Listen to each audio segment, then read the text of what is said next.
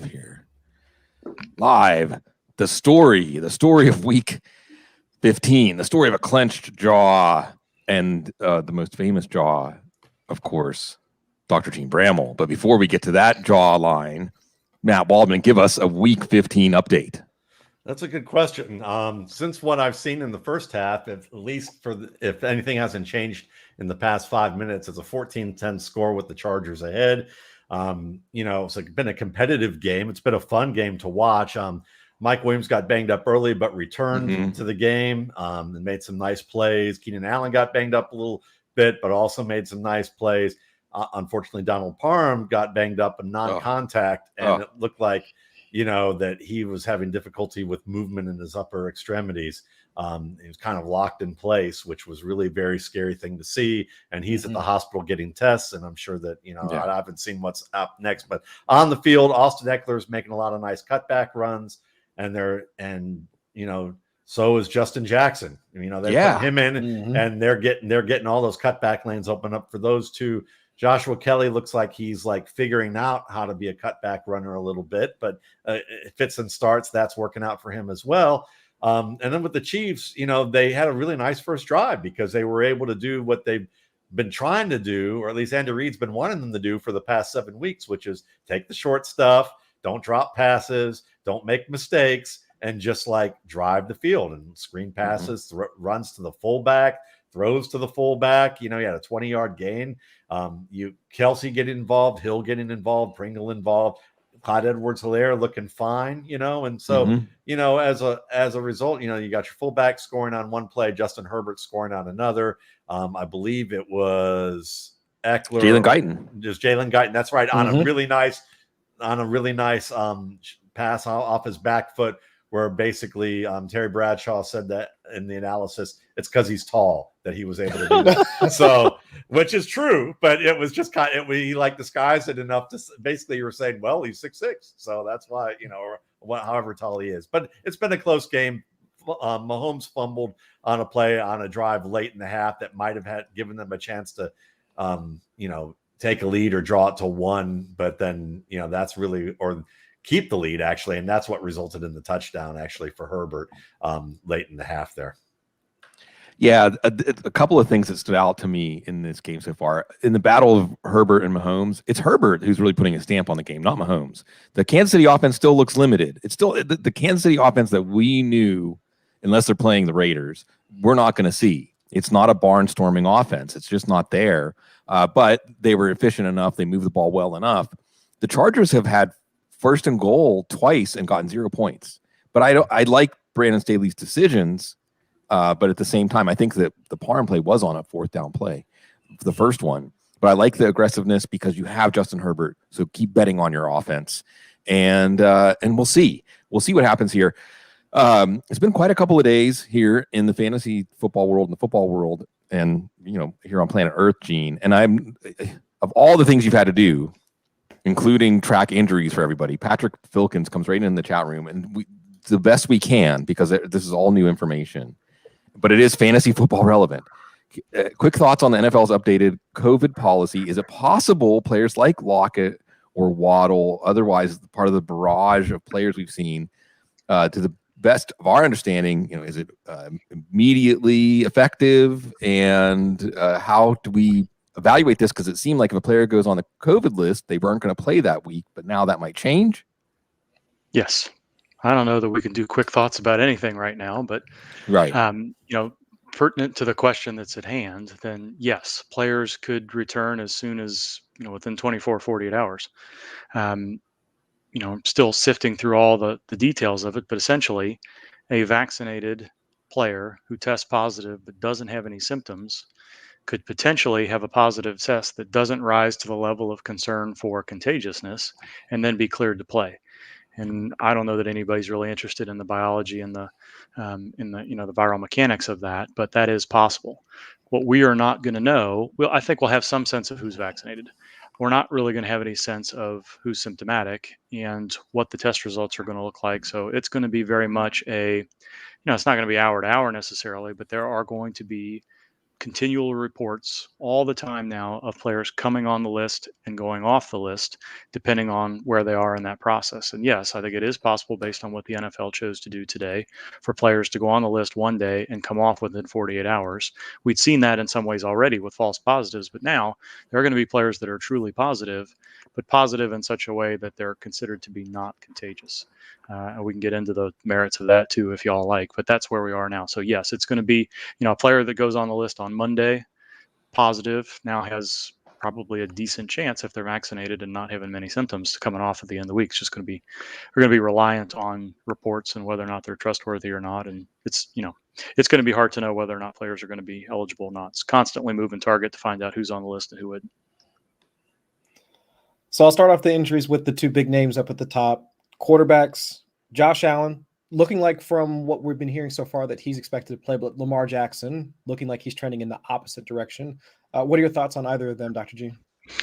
I like the fact that Josh Allen is being said to be moving well in practice. We've seen quarterbacks with toe injuries and lower extremity injuries really struggle moving outside the pocket and having numbers of design runs and that sort of stuff. Patrick Mahomes last year during the playoffs, and other quarterbacks have been struggling with similar issues. So, he was able to get through last week's game in the second half, limping around, but still fairly effective. They'll have an orthotic in place and a few other things that they can do for him to limit the pain that he may feel. And it looks like he's going to be, relatively full strength. I think there's probably going to be some limping and maybe some situations where he's not as dynamic outside the pocket, but I don't have any concerns that he won't be able to play. Lamar Jackson, on the other hand, although the team is saying this isn't a high ankle sprain, that doesn't mean that it's a simple low ankle issue that he is going to be able to play through without any difficulty either. The injury itself, it's very difficult to see on the broadcast angles that were there. And it's very likely just based on, the fact that he needed to be carted off, wasn't able to return. The Ravens have already signed somebody, Josh Johnson, off of the Jets practice squad, not being able to practice for a couple of days. And the team is clearly not interested in saying that Jackson isn't going to be able to play. There isn't anything positive from the Ravens right now that suggests that Jackson is going to be active, much less, if he is, being able to, to take 8 to 10 to 15 carries and threaten to get more than just a handful of yards. So if that's the case, they may as well, rest him, allow him to get as close to full strength as they can for this final little bit of playoff run. And today he looks doubtful. I suppose it's possible he could be listed as limited and questionable on Friday and go down to a Sunday decision. But I'm not expecting him to play right now. Well, let's go for a running backs then. Earlier in the week, there seemed to be this little hint of some possible positivity about DeAndre Swift and his shoulder. And then let's talk about the offense for the 49ers, otherwise known as a special teams unit, that they're running on those plays with, a bunch of all-world players. Elijah Mitchell, the figurehead of that, concussion and knee. Is he going to be able to play? I don't think so. I don't think we're going to see Mitchell. He was at least working on the rehab field. I don't think it's clear right now whether or not it's ongoing concussion symptoms or whatever this knee irritation that an MRI didn't show that much, but he's not been able to get on the practice field much. Which one of those two is the primary limiting factor, or if both of them could be an issue? We knew last week when Mitchell left for a concussion check, came back in the game, and then reported symptoms on Monday, that wasn't going to be a quick jaunt through the exercise protocol. So whether or not that is a 1 week situation that's now becoming 3 to 4, or there really is something going on with the knee is kind of hard to know. But for him not to be practicing at all till Thursday, not returning to drills, good pretty much 2 weeks after the concussion event, is concerning. So he needs to be doing something a lot more significant in practice on Friday, and then have some indication that they're planning on sending him into the independent neurologist for him to be able to be cleared to play. And then if it ends up being the knee, then we'll see how that goes from a week-to-week basis. But I think Mitchell is doubtful at best, at least here on Thursday night. And, it's possible things may change on Friday, but I don't expect that to be the case. Who's the other one we were talking about? Swift. My brain is mush this week. Sorry, y'all. So Swift, that was a little bit. So Adam Schefter is still clearly, although he has some ups and downs too, he is he is the most trustworthy of the national beat reporters. And for him to sort of slip in that still not ready to go, could still be put on injured reserve, tells you that the Lions aren't really in a big hurry to return him to play and clear him for contact until he's pretty much fully recovered. And that hasn't happened yet. So he's not practicing on Thursday, hasn't really done anything since Thanksgiving game and the couple of snaps that he had on that day. You really would not expect him to get cleared for contact in the next 48 hours. So I don't think he's going to play this week either. Gene, first of all, I got to tell you, read the room. K1 says, I'm pretty interested in the viral mechanics, actually. Okay. So no. We'll save that for another show. That can be our offshoot show. I just wanted to give K1 his moment there. Someone else in the chat room, Ben Jamin, said, we're going to get some urban discussions, right? We're not going to talk about Urban Meyer. We could talk about James Robinson, but we're not going to talk about him. Partially, I'm not going to ask you about him because, as someone pointed out on Twitter, not a lot of teams with James Robinson made the playoffs. A lot of teams with Leonard Fournette made the playoffs. A lot. So, for those folks who have not seen Leonard Fournette practice for these first 2 days, what should they be bracing for? I don't know. Thursday surprised me a little bit. Bruce Arians' comments on Wednesday were that Fournette was sore, but nobody seemed too concerned about it. And that may still be the case. They don't need Leonard Fournette to practice. And they've shown with Chris Godwin and Mike Evans and any number of players over the years that if they're really not concerned about a mild injury, they're not going to put him out there and risk aggravations. And before Fournette has had a couple of good years in a row here, everybody was nervous about his ankles. I mean, it couldn't seem like he could get through a week in Jacksonville where he didn't have an ankle issue, all dating all the way back to LSU. And everybody was thinking he's never going to amount to much because he just can't keep those ankles healthy. So we know he's got some chronic issues there. It's not too surprising that he might have some soreness there. Everybody has some soreness. I think George Kittle said today that, it's just, is what it is. I have, I don't know. I can't remember exactly what his comment was, but something along the lines of severe soreness is just the modus operandi of where we are in the in the league come December. I think there's still a good chance that he's going to be able to play. You'd like to see him do something in practice and have Arians be continually optimistic about him on Friday, but I'm a little bit more concerned about him today than I was yesterday. But overall, Bruce Arians doesn't usually say things like that unless he's pretty confident. Even when Gronkowski wasn't a sure thing, he was hedging a little bit. He's never been positive about Antonio Brown. Arians hasn't, and so on and so forth. So I'm still hanging on to Wednesday's comment as a reassuring situation, but Fournette's got to do something in practice on Friday to feel comfortable going into the weekend. So I'll piggyback off of Sig's sentiment of a running back that most folks are carrying into the playoffs, but what about James Conner, who's another guy that I know folks are going to be counting on this weekend? Now, I'm guessing I don't know if you even know if Chase Edmonds is going to be playing this weekend, but even still, I mean, with James Conner also coming into this weekend banged up, I mean, what are your expectations for him? So I don't think this is a hot take, but I think Edmonds was very close to returning last week, and they just decided to be cautious in the same way they were with Hopkins and Kyler Murray. I'll be very surprised if he's not on the active roster and seeing his pre-injury workload this week. I don't see any indication. There wasn't a lot of commentary from Arizona today in the local media about what was going on, but I'll be very surprised if he had some sort of setback, and that was the reason he wasn't able to go last week, and they were just being cautious because they knew Conner was playing well. I also don't think it's a hot take to say that the way Conner was pulled down looks like a high ankle sprain. He's not practiced at all, required an MRI on Tuesday after they saw him get some stiffness and swelling, most likely. And I think it's unlikely that he's going to go. So I think you're going to see a lot of Chase Edmonds and very little James Conner. I may be proven completely wrong about that, but that's the way it looks to me right now based on what we've heard about practice participation, designated to return, MRIs, and what have you, is that we're going to see Edmonds do what he was doing before and probably not much of Conner at all. All right, let's go for a twofer here. We're football guys, so sometimes we're the road less traveled to the championship. So I want to know about James Conner, and I want to know about Adam Thielen as well, about whether or not there's even a shot of him playing on Monday night. No, I don't think so. Hasn't practiced yet. I think they probably would have put Thielen, rather. I think they would have put him out there at least some evaluation period today. And it is a Monday night game, so maybe the evaluation comes on Friday rather than Thursday. But I don't expect him to play. I'm not sure he's going to be full strength for week 16 either. And I assume you mean James Robinson and not James Conner, right? Because I saw you smirk. Did I just say Conner? James Robinson. Yeah, we all got Robinson. everything else on the mind.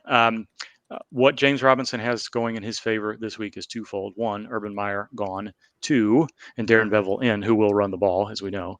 And two, Carlos Hyde is dealing with a concussion, hasn't been back to practice yet.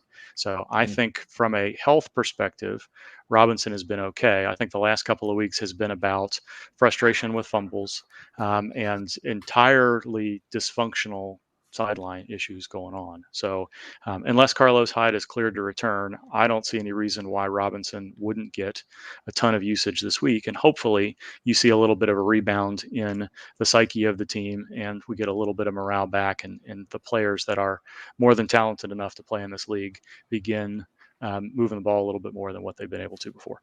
Just put a little Urban pictures right in the front of the visors of all the offensive That'll line. make him upset. It might be a 250-yard day for right Robinson on that. It'll be a really interesting study in human psychology to see how the team performs. Because I think everybody got kicked in the right direction this week, so it should be right. Exactly right.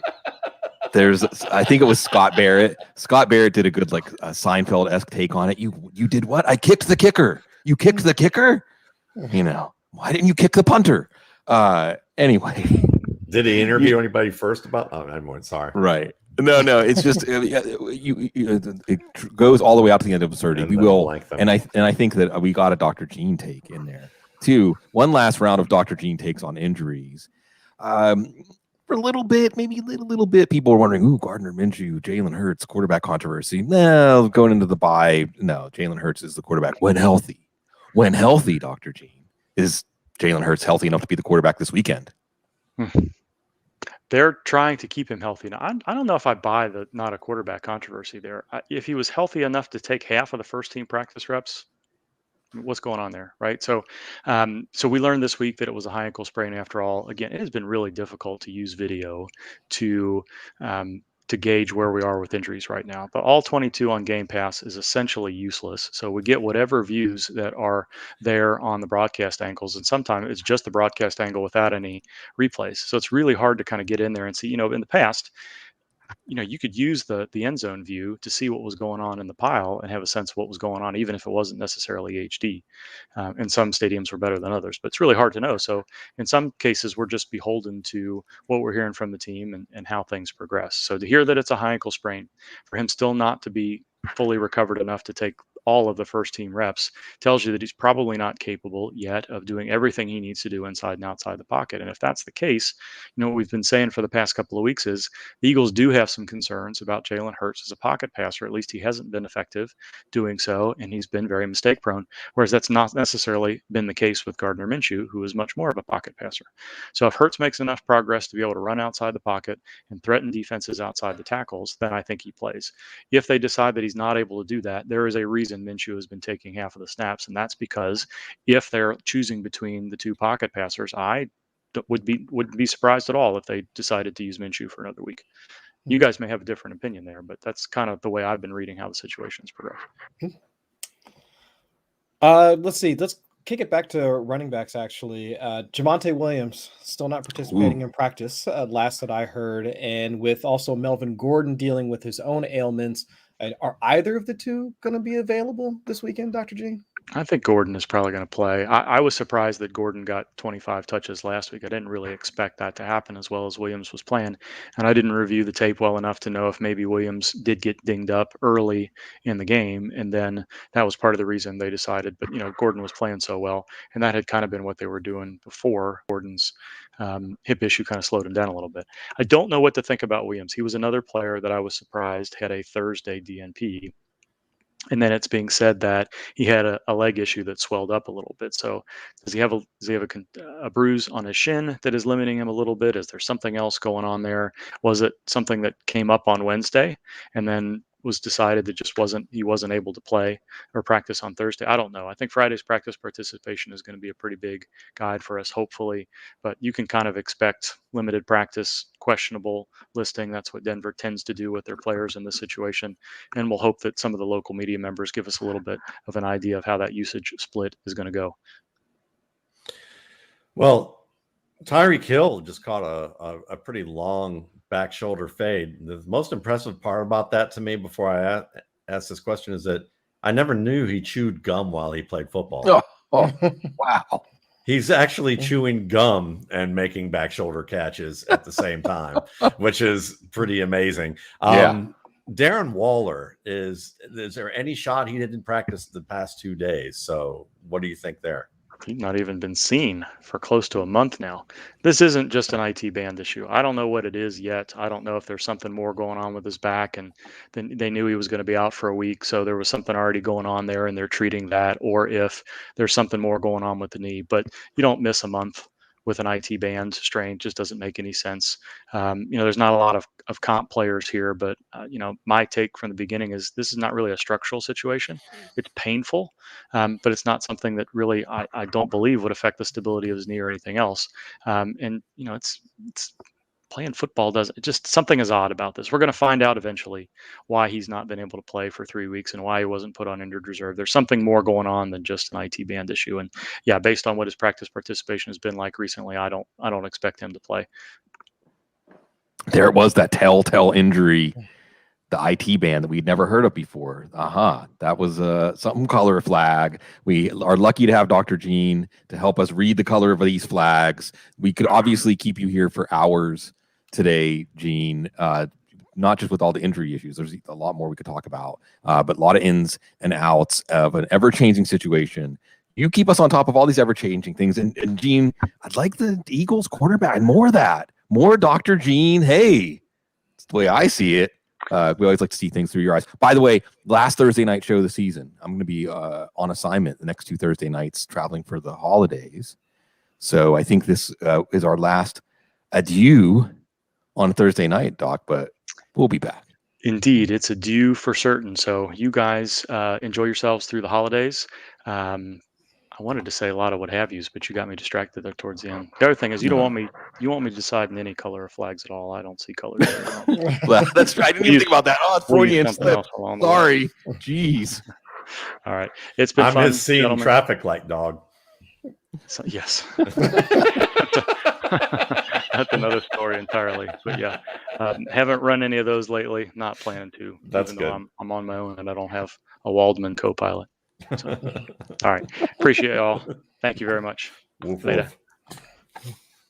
We're so lucky to have Dr. Jene staying on top of all these things, the ever-changing situation. Matt, you gave us a little nibble of a game update. Give us a full game update. Well, they got close due to Tyreek Hill on a couple of plays, and then they couldn't punch it in, trying to use their vaunted, shovel pass to Kelsey. That didn't work. And then they had a 4th down where basically Patrick Mahomes imitated Zach Wilson and short-armed a throw where he's off balance trying to turn to the wide side of the field to hit Hardman, and it didn't work. And, basically now we're at a situation where the Chargers are going to get the ball. Yeah, an excellent back and forth game here. The Chargers, by the way, again, short on 4th down, still love that attitude of going for it on 4th and short, different parts of the field, including for touchdowns. Still want to see it happen for Brandon Staley. Well, Benjamin did encourage us, and Dr. Jene added a little bit of his own spice already. So let's go, Chris, you first. Urban Meyer, react to me, in the word of Cecil Lammey. Oh, my goodness. I mean, it's just – this is – I almost think that it was the perfect way for this to end, for all of the things that have happened throughout the entire season, for it to come crashing down in such a spectacular fashion when the kicker, this happened in August, right?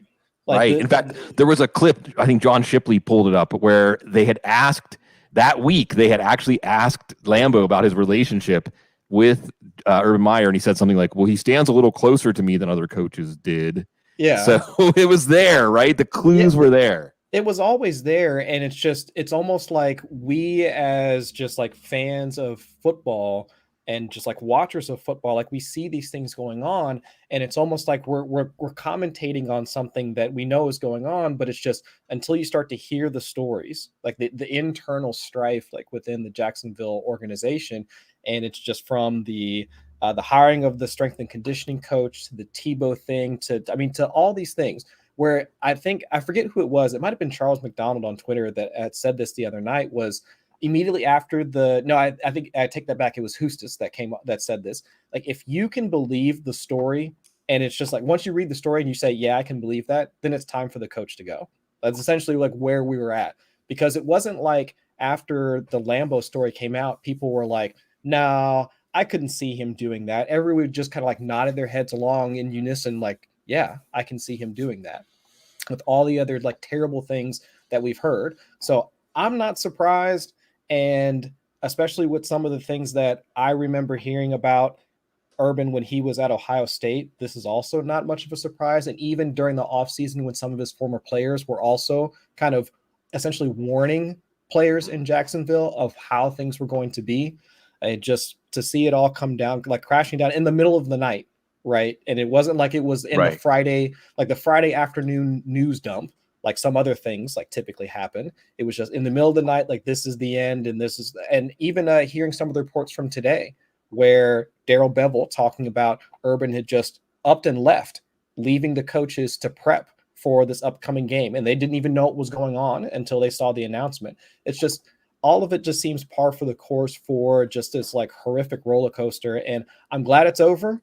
I'm glad it's over for Trevor and for the rest of the team. And hopefully they can wind up getting some sense of self-confidence back within the organization with a win over Houston. But either way, I think this is exactly what needed to happen as quickly as it did, because continuing to let him in the building, continue to let this, I don't know, circus continue to play out for the rest of the season, it just wouldn't have been good for anybody that would have been a part of it. Not just, I mean, from the top down. So I think this is what needed to happen. And so I'm glad it did. Matt Waldman. It's been such a wonderful, one of the richest experiences of my life to get to share, spend this space, because so many things that you touch on, Matt.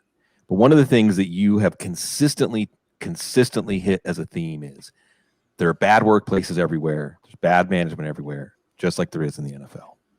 And anything you've experienced at your job, it's probably going on in the NFL right now. And I don't know that there could have been a better example to drive home your point. I don't want to put words in your mouth, but why don't you put words in your mouth about this? Yeah, I mean, I think you said it. I mean, it's just that this is kind of like the Office, version of the NFL at this stage. And Urban Meyer, I guess we could have called him Robert California, in this particular case, except he didn't try to hire an ex-wife to or a possible wife to come in and do work there. He just went to a bar and, did what he did. But I would say that when you look at this overall, this is just, Tony Dungy had written something in Sports Illustrated that I think it was Eric that shared it with me, and I was joking around with him about him saying, yeah, Tony Dungy read me. No, Tony Dungy's been in the league, obviously, and knows that this comes down to ownership. Ownership doesn't know what they're hiring, doesn't know what they want, doesn't know how to interview for it, doesn't know how to trust the people that they have and trust the research that they get from the people who know what they're doing. Instead, they listen to somebody that they're sitting in a sauna with at a health club or on the 18th green or, on one of their private jets, flying somewhere, to somebody's private island or whatever, and it's like one of those deals where, as a result of that, getting a massage, I don't know, one of these things where they listen to these behaviors, to what people want, and they're more concerned about the partnerships and sponsorship deals that they might have, or what the community of influential people in their city or region might think, as opposed to what the people they hire who are designed to, who are tasked with the job of actually doing the research have to say about it. So as a result, we're hiring these young, trendy coaches, and we're hiring coaches who are, Nick Sirianni. I'm sure he's worked hard, but he's also young and it's his first time doing this. And so we're hiring guys because, okay, they've had some tenure and showed they worked hard and maybe somebody liked their personality, or they were associated with the success of someone who actually did it for real and has learned some major lessons, being fired multiple times by different teams, and maybe have worked with a number of good people like Andy Reid, or somebody like that. But they don't really understand how to manage anybody. They don't it's so hilarious because the owners don't hire managers. They hire someone who's a specialist at, oh, he was a great special teams coach. Oh, he helped the Vikings score 600 points in that one season. Forget Randy Moss, Chris Carter, or Jake Reed. And the fact that he couldn't field an offense to save his life in Baltimore. It's about managing. It's about delegating and picking the right people as a staff, knowing how to motivate players, knowing how to identify gaps in processes, and being able to, figure out quick solutions, and being open to ideas, and not just, and open to fitting, things with, fitting players to different schematic changes, because these are the players you have who are the best, as opposed to, this is my system and that's all I'm going to do, and when you don't have, people hiring that way, of course you're going to get young people who are then going to be, guess what also happens?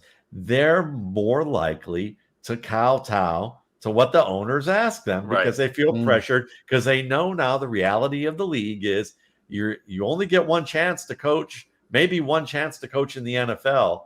And the only way you're going to get more is if you've been doing it long enough that maybe you get a second chance. So in order to do that, they feel like they have to compromise when a GM of the Eagles says, let's put Gardner Minshew in because he's not half as talented as Jalen Hurts, but he's a better fit for what we do. And the GM wants to do that.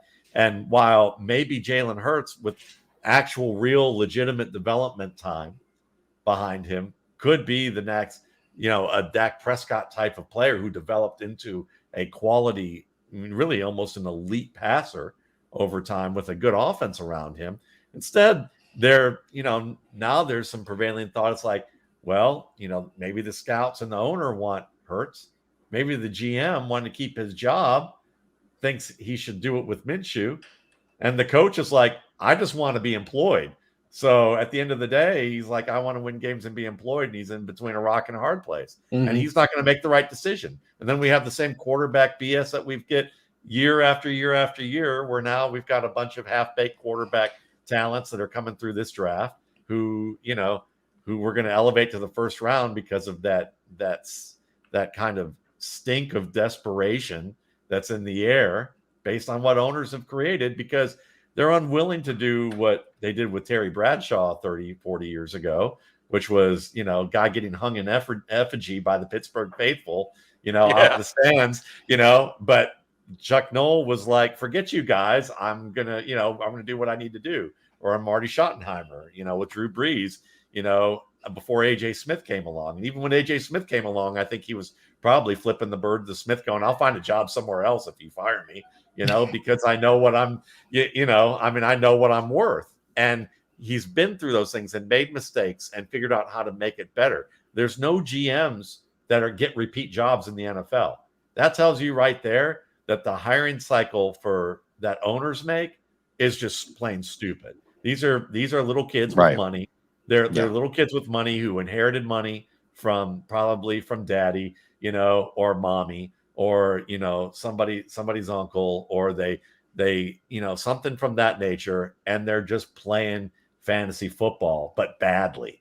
And it's one of those, and that's how to sum it up, right? Yeah, right? It is, and it's bad. I mean to say it that way because it's one of those things that it's like watching Game of Thrones, where Bronn, who comes in and talks to the Lannisters and says, you got your parents were it was your dad or grandfather who was the thug who got stuff done and figured out how to attain this power, and then you guys just squandered it all because that's what the inherit the beneficiaries of all this do. And I think that the NFL is a lot like that. They're a lot like these big families in Game of Thrones who basically have corrupted themselves and they don't really understand. They just luck into a lot of this stuff, and that's the biggest problem is it's just, there is no method to this madness, but they like to pretend that they do, that they have one. No justice, no karma. Squandering our inheritance. Isn't that the story of the human race right now, basically? Squandering our inheritance. I'll add a couple of things, and then we'll do a couple of football takes. We got to get somebody. See, Ben jamming. I told you not to encourage me. I love the way you laid that out, Matt. I love the image of the sauna or the private plane because, again, it's the owner class can be had. Don't focus on Urban Meyer. Focus on Shad Khan here. focus on him. This was his choice. This was his white whale. Can I say one last thing Please, about go this? Okay, because I'm never going to get any work in the NFL. So, and I'm not trying Right, to get that's it. done. Okay. You're already So Matt Waldman. Draw a line through the name. But I'm going to say that because I'm happy with what I do. But I got asked by Shad Khan's son to do work to look at a quarterback several years ago, and they wanted. And it was basically a screwed up situation, and I knew it. So I really didn't put a lot of effort into it and didn't want to do much with it because what it was that the scouts really loved Jimmy Garoppolo at the Senior Bowl, and they really loved him, but they didn't like that. The owner's son Tony didn't like that I was more of an analytics guy and was reaching out to a lot of different bloggers and people out in the public space. And he reached out to me and asked me to put together a presentation to talk about why I didn't like Jimmy Garoppolo and why that wasn't a good idea. But it was really this whole like dysfunctional setup where the owner's son was going to be telling the scouts that they were wrong. Right. And using what I you would were have a tool. as You a were tool just and it was just going to look stupid. So I really didn't do anything. I just said, you can look at what I have. Here's a link on my site. Yeah. That's here's a link to it because I didn't want to get involved on that level thinking that I was doing something, like that. And it turned out at the end of the day, Dave Caldwell just said, forget you scouts, forget you, forget you, Tony. I'm gonna go ahead and pick Blake Bortles. And the rest is history. He didn't even tell anybody, he didn't even tell anybody that was coming. So, but I mean, it was one of those deals where when you're reaching out like that to you're already the owner's son, even if you're a nice guy, even if you might have some nice vision or idea of something, that you're reaching out to someone like me to use that as a tool to tell their scouts that they don't know what they're talking about. That's just you've already pretty much alienated the staff that you should be trying to embrace, and I know that they were trying to embrace those scouts to an analytical viewpoint. And, but to do that on top of it, would have undermined that as well. So it was, that just tells you kind of how these guys go. I mean, the same thing happened. I think we saw with Warren Sharp and the Eagles. They did the same thing with Warren Sharp just recently. And I respect Warren Sharp's work in the public sphere, and he sells a nice book and does good business. But at the same time, he got used as a tool for one dysfunctional way against another. And it's that's not what I wanted to be, So when I saw that 10 years later now with Sharp, I kind of smiled because I was just it's endemic to what this league's about. Yeah. Wow. Yeah. That's the culture, right? That's the culture. If I'm going to be a tool, I'm going to be a tool for myself. But I love the way you laid that out, Matt, that the owner class can be had. In fact, maybe they're predisposed to be had. I want to say as a quick aside too, folks that were saying when Tebow got signed, this is going to be a disaster, right? The strength coach, this is going to be a disaster. They weren't overreacting. There was all kinds of signs of a narcissist who was not going to listen to anybody else and had no compromise or no sense of actually meeting the job and performing the job. But then I'd also like Chris, how you laid out that he left like a thief in the night. Yeah. No honor. No honor. Here's the part that bothers me. He's going to get another job. He's either going to get another coaching job or he's going to be on Fox or he's going to be at a podium. He's going to be at one of those desks, and he's going to be accepted in those circles again. Yeah, because college is worse than the NFL. Always has been. And in the media too, and big media. We're all going to pretend that he's an honorable, knowledgeable football person, and it's going to be distasteful. And I just hope that maybe one day when something like this happens, they're not welcome in those circles anymore because they've showed the world who they are, although a lot of people already do. That's the other thing. A lot of people already knew. Ask anybody. Yes. They already knew. They already knew. It was all out there already. Okay, let's do a couple of little football takes, right? I had the DK Metcalf. We didn't even ask Dr. Teen about DK Metcalf. Chris, this is kind of a glass half full, glass half empty. Just a couple of minutes, a little past the usual stoppage time. But so on one hand, you can say Tyler Lockett, unlikely to play. I mean, I guess there's a chance he could play, but let's say he's not playing.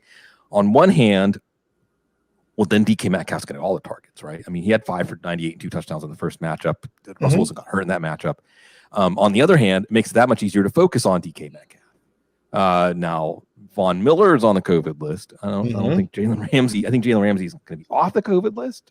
He's still on the COVID list. Still on the COVID list. Yeah. So there's that permutation here as we go into Friday, and that maybe could be the determinative factor.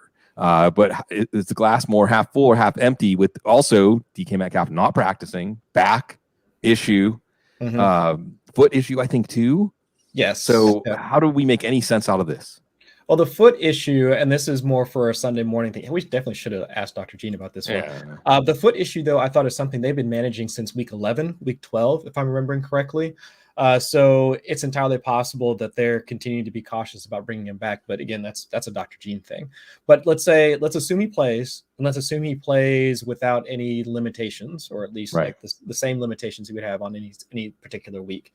This is still a matchup that he gets up for almost on like a yearly basis now. And with the Rams playing as they are, it's not just the fact that he's going to get most of the targets, but it's just what's the whole offense going to look like. And I think as we like what Rashaad Penny like offers that offense, like continuing like allowing the defense and not necessarily continually trying to go after Russell Wilson, allowing that offensive line in order to give them a breather as well, allowing them to do a little bit more run blocking than pass blocking on a consistent basis if Penny is helping them continue to move the ball. So I think overall, with what they've been capable of doing and what they showed last week against Houston, I mean, if they're able to do the same against the Rams, which actually this past week, I mean, the offense that was playing against the Rams, they're capable of moving the ball too. So it's like all of it, the game environment itself sets up well enough for DK Metcalf and just the entire offense to be productive.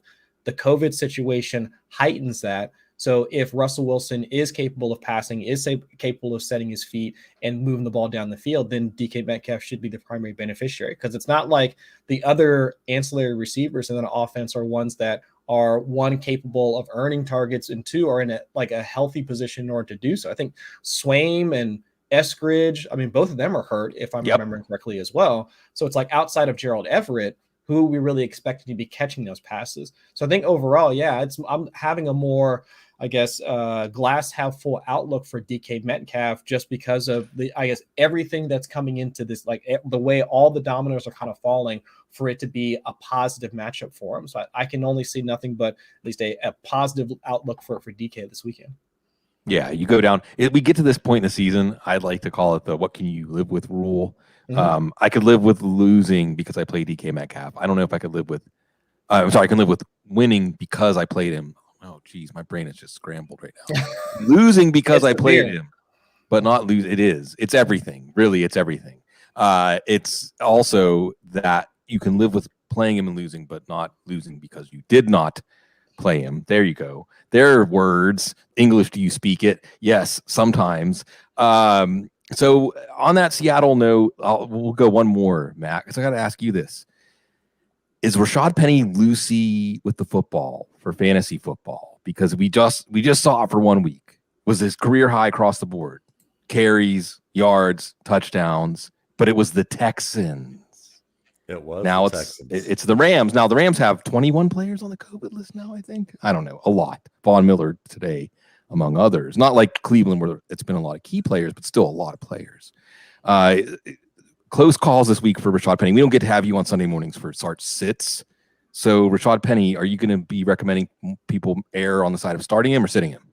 That's a good question. And when you take a look at really the teams that have performed well against the Rams, who are middle of the pack, it's teams like Chicago, Indianapolis, Arizona, and then you can go on to like, maybe you could add Detroit to that equation just because of what they were able to do out of the backfield, and then San Francisco.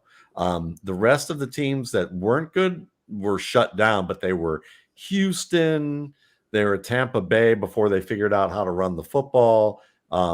They were Jacksonville with, last week. They were the New York Giants, so I have to think that Seattle's a little bit more in between that. But the thing is the important guy that Chris mentioned, but kind of more just offhand about his foot, is Dwayne Eskridge, because Dwayne Eskridge is the best blocker on that wide receiving core. And if you notice the breakaway run that that Penny had came on a block where they basically used 3 tight ends and 1 receiver, and that 1 receiver was Eskridge, which I'm sure they hope to go deep off play action to Eskridge off of that down the line. But Eskridge was always known as a terrific blocker, and he made the key block that sprang that play for Rashaad Penny. If he's not healthy to go, I don't know how good that running game is going to be to the edge, and that's where Penny's really shines, is off tackle. And he'd be a perfect fit also in the San Francisco offense, from the sense of speed to the edge, hit that crease hard. He's a little, so I would say at this stage, if you are at the stage of saying, listen, I don't have anybody else who can give me running back 3 numbers, and that's all I can. And at the least of running back 3 numbers with the upside of maybe being a running back 1 due to a big play, then you got to go with Penny. I think that's kind of it's the ceiling play. Yeah, and you'll see. And I think that at least it's an afternoon game, so you'll understand where your matchup is. Obviously, a lot of teams are going to be very different this week than the team that got them there, whether because of injuries or other things. We're going to come back Sunday morning, and I'll be back for Sundays. Again, Thursday travel schedule, so we'll miss spending the next few Thursday nights with y'all. But Chris and I will be back Sunday with Dr. Gene, going over injuries and everything else. Remember, there's Saturday games this week, folks. Yeah. It's Cleveland and Vegas. And what's the weather? It looks like classic Cleveland December weather there, right, Chris? Yeah, I think there was like a little bit of wind, might be a little bit of rain, like up that way too, I think, for this weekend. But yeah, at the very least, it's going to be cold for the most part. So yeah, typical Cleveland. Yeah, and Cleveland with not much of their first team. So we'll see. But the Raiders they've been looking like they're not playing with their first team either. So we have that, but we also have New England and Indianapolis on Saturday night, and then we'll get at you Sunday morning, folks. Good luck and have a great weekend. We'll meet up with you on Sunday. Stay safe and stay